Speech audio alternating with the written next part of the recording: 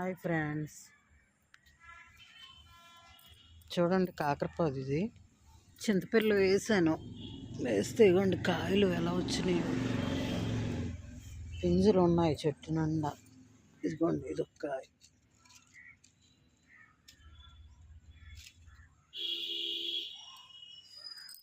చాలా బాగా వచ్చింది ఫ్రెండ్స్.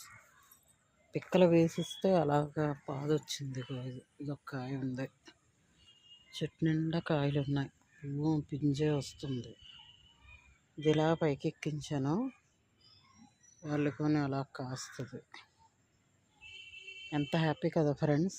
ఒక్క కాయ ఇచ్చినా ఎంత ఆనందం అనిపిస్తుందో. భలే ఉన్నాయి కాయలు. ఇదిగోండి ఫ్రెండ్స్.